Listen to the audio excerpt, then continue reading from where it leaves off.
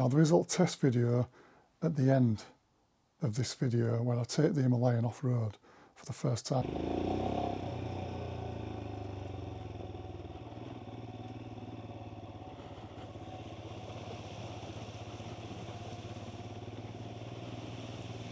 Now then folks, welcome back to the channel. This is VFR Mitch, thanks for joining me. Today is something a little bit different. Now, how many of you have changed your helmets over the years, depending on the type of bike you ride? Well, I faced that. A couple of years ago I had a VFR 1200X cross tourer, and at the time my helmet of choice was the Shoei Neotech. Now, I've had Shoei's for quite a number of years. The Neotech, it was dual purpose actually, because at the time I was doing the training to be a blood biker. So I plumped for the Shoei Neotech helmet. Had on the side of it a trusty drift ghost cam, and if you want to get audio into it, microphone output out the back of the unit via a small microphone such as that, velcroed to the inside of the chin piece. Now that was all well and good on the cross tourer. Then I changed bikes for something a bit lighter. I got a Himalayan, Royal Enfield Himalayan, and a Royal Enfield Interceptor 650. Now the problem with this type of helmet is I'm a glasses wearer as well. Now the modular helmets like this have limited airflow inside them due to the fact that the chin section normally has a better, more comfortable, and it's normally fully sealed. So it allows less air in through that area, so it actually relies more heavily on the chin and rear exhaust vents of the helmet. Now riding this on a bike with no windscreen, it was fogging up quite a bit.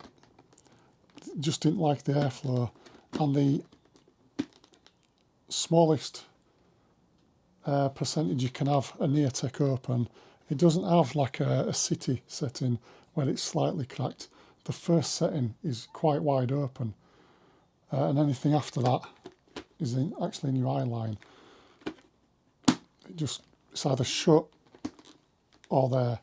Now on a naked bike, that whistled like mad. It was horrible. So I had to change the helmet. Now I went for something a bit lighter. I went for Shark Spartan carbon skin. Actually matched the colour in to some extent of my Baker Express Interceptor. But at the time I also upgraded to DJI Osmo Action cam mounted in the chin section of the helmet. Now this helmet has excellent ventilation.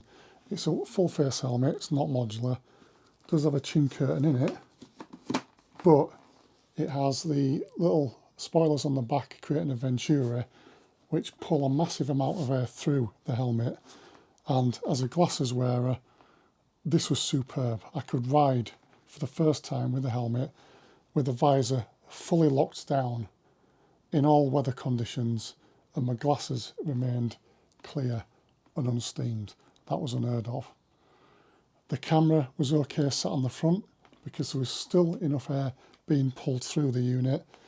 The only issue with the cameras mounted towards the chin area, well, anything external really, to get the sound inside the helmet, you still need a microphone.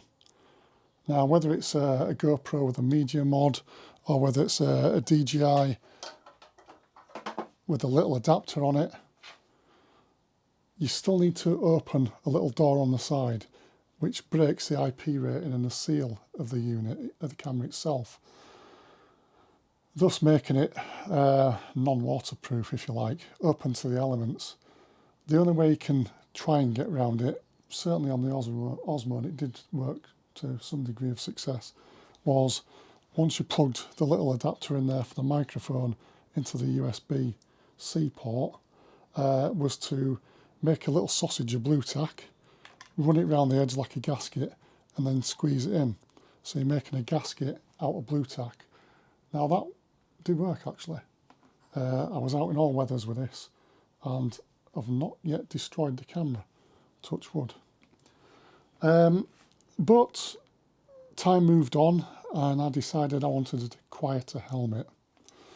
So after a little bit of saving up and hitting a big birthday and also a huge contribution from my younger brother, thank you Lee, I've gone back to the brand I like best, which as you show is, and even though this looks like a full face, it is modular. This is a new Neotech 3 Grasp colour.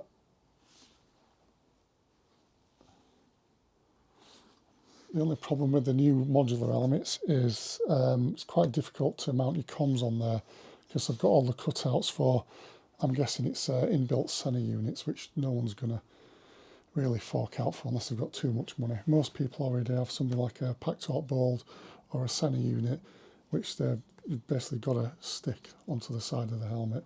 You can't use the clamps anymore because it's just too thick around here. You've got to stick it on. If you do it properly, it won't come off. Now, going back to a modular helmet and being a glasses wearer, yeah, there's a problem coming. You can see it, can't you? This doesn't have the same kind of ventilation on it as the Shark Spartan skin. And it's got the chin curtain there,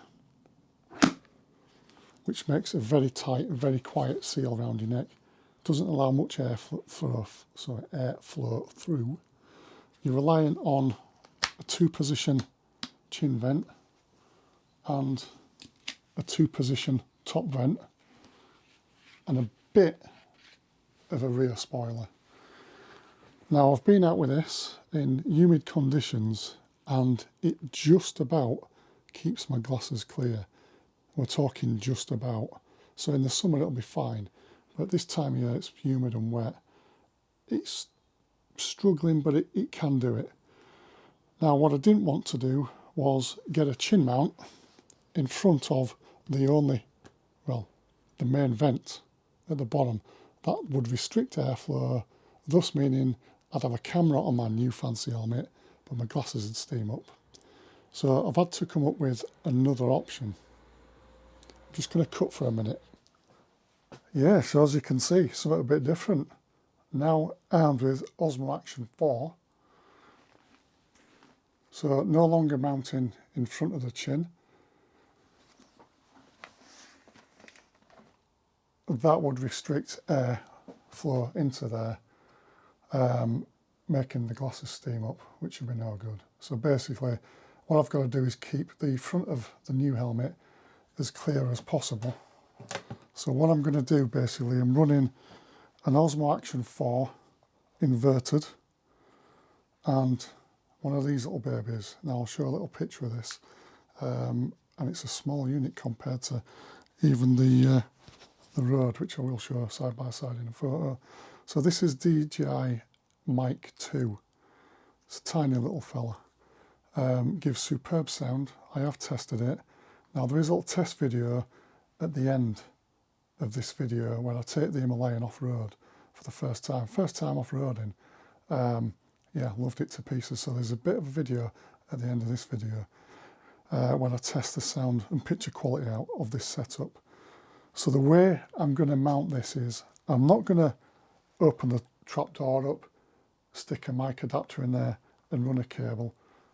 That's just, yeah, it's not making it water resistant anymore, is it, basically? You're opening the door up, opening it up to elements, and I like to ride through the winter as well. So I'm leaving this puppy sealed. It's staying sealed. That's going to do all the hard work. Now what I've done, basically, I've got a modular helmet.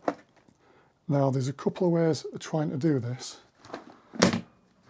I was contemplating going for this setup, but I was also holding off for the Insta Ace Pro, or Pro Ace, whatever it's called.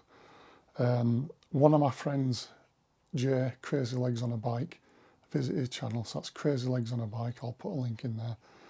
He's tried the Insta Pro Ace Pro with the Cardo Edge, because that's supposed to come up with a similar solution, basically, a wireless solution straight into the camera. He's not quite got it to work yet, so I don't know whether there's software issues, hardware issues, or whether there's an incompatibility going on there. All I know is I have tried this, but rather than having communications microphone do the work, you've got to mount this little microphone inside the helmet. Now I have managed to do that. When I had this saved in my basket ready to buy, I happened to watch a video by Dave Perry. Now Dave Perry is a cameraman, professional cameraman, and he runs a YouTube channel called Really Good TV. So if you've not seen Really Good TV, please give it a watch, because he goes through the setup of the Mic2 and the Osmo Action 4, basically with regard to the decibel settings, gain settings and things like that. Now, after watching that, I pressed fire on my order, got this delivered quick sticks, which was lucky because the actual microphones are sold out at the moment. I believe they're coming back into stock shortly, but they are in, massive demand, and there's a bit of a shortage on them, I think. So how do you mount that inside your helmet? Well, I firstly tried as per Dave Perry's suggestion, which was you actually get a little magnet which sticks onto the back of this.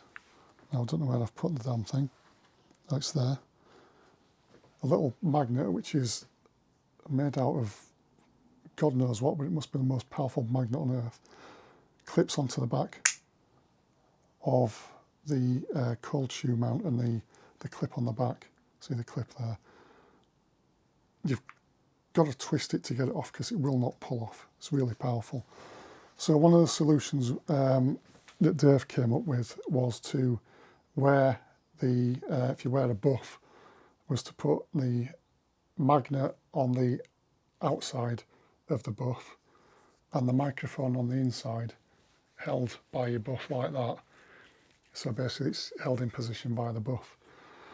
I tried that, wasn't too keen on it in all fairness. I found that the microphone bobbed about a bit. I had sort of another solution, so I ordered up something off Amazon, because I'm a former stills photographer myself, so I've an idea on how to mount things with regard to hot shoe, cold shoes, things like that.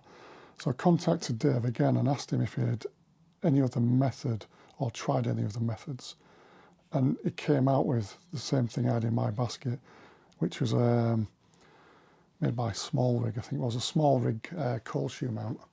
Now a cold shoe mount is, if you've got an SLR camera, it's a little shoe on top where you fasten your flash gun to. Now, such as the Rode wireless mics, they clamp on by a clip, and they're also compatible for cold shoe mount, because I'm recording this on a Sony DSLR with a Rode stuck on the cold shoe accessory on top. So basically a cold shoe mount is a little tiny little flat plate which you can fasten certainly on a modular helmet. Now I don't know whether you've got the space to do this on a full face, but on a modular helmet, or if you had an adventure helmet with a bit more chin space, you can fasten the cold shoe on the inside and then clip the microphone on the inside of the chin piece of the helmet. So it's not touching your face, not touching your buff. You don't have to wear a buff, and it's held on securely, and it doesn't rattle about, it's held onto the helmet. So I've got mine, forgive me,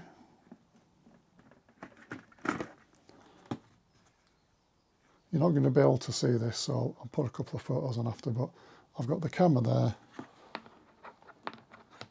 and it clips in there. So as you can see, that's totally in there and it's not moving. And I can just slide it out, just like that.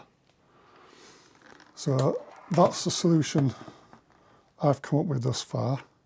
I'm quite happy with it. So yeah, let's have a look at some footage. Yeah, so where was I? Yeah. So it's getting a bit steep now. Yeah, it was a case of trying something different. I wanted a new camera. I was sticking with the Osmo Action 4, but I needed to get the camera mounted in a position that wouldn't restrict the airflow into the helmet. So it meant chest mounting the camera, which I've done now. You should be able to see it there. So that means chest mounting the camera, which we've done. But what I didn't want was to have to run more wires from the mic towards the camera. So I've been waiting, and I was just discussing this with the Bingley Wheeler just prior to watching Dave Perry's excellent video. DJI fetched out a new set of microphones, the DJI Mic2, which is wireless straight into the Osmo Action 4, and that's what I'm trying now. I'll just raise that a bit.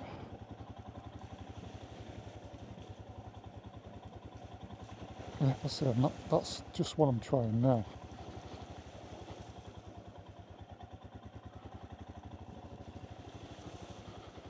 So this is it's the first time I've been off-road this. Hope I don't come a copper. So yeah, this is the wireless microphone being tested out with a chest-mounted camera. Hopefully this will allow me to continue my vlogging on YouTube. Don't want to put wires in. Wireless has got its advantages in that it's not got, if it was a GoPro for instance, a medium mod stuck on the side, they ain't waterproof. With this little beauty, the camera is sealed. Sealed, waterproof, and the microphone that's transmitting is inside the helmet. Now, I do need to just vary the position on the mic. Today's an inaugural test run, a bit of off-road, testing the camera for position. It's out with the box settings. It's 4K 30 I'm running it at the moment. It's mainly just to see if the mic can do what I want it to do. I know the camera well, the new camera, the original Osmo Action, that little baby there, it's been bulletproof. One of the reasons I've stuck with DJI is they are extremely stable. I have had GoPros in the past, but to be fair, I've not rated them. I've had issues with them.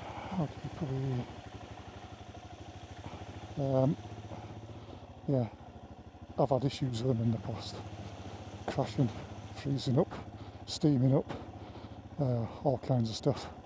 Never had any issues at all with the DJI, and you also get very good battery life at the DJI as well. Let's have a look over here. Yeah, so you get very good battery life, and I went for the Adventure kit, which comes with spare batteries now. We don't like Adventure, so it comes with 3 batteries. Good morning. It comes with 3 batteries and a magic charging case that can act as a power bank. It's a very neat unit.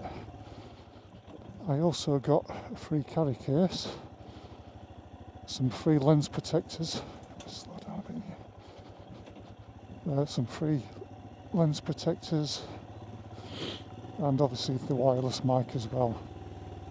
So I have spent a couple of quid on this new setup, hence me trying to get it to work.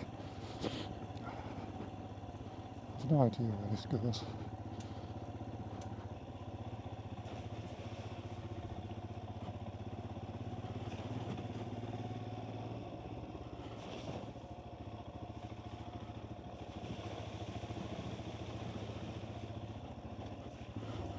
Keep the revs up through these because I don't want to stall halfway through a bloody puddle.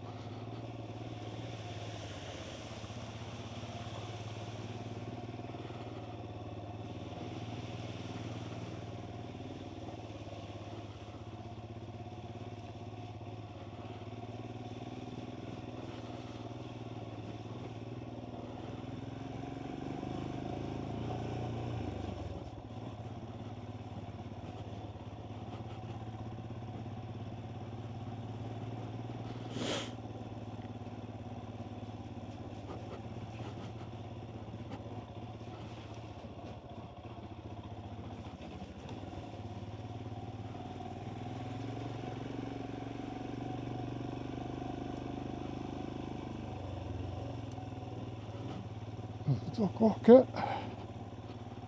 Let's just keep to the side.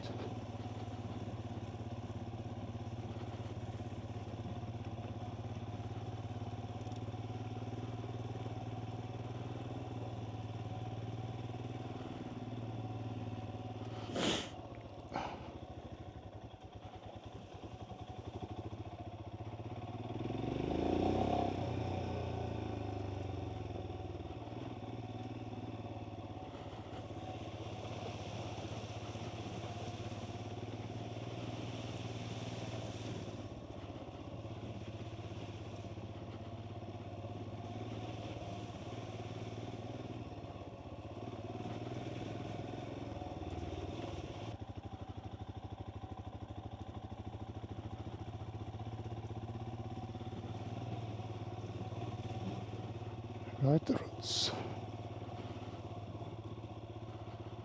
Could get some cracking shots through them puddles, but it means faffing about with cameras, and today it's supposed to just be a quick venture out, just to test.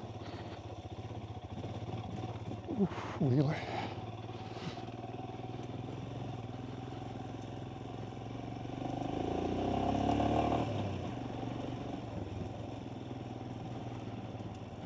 Comes the incline. It's a bit slippy, does that?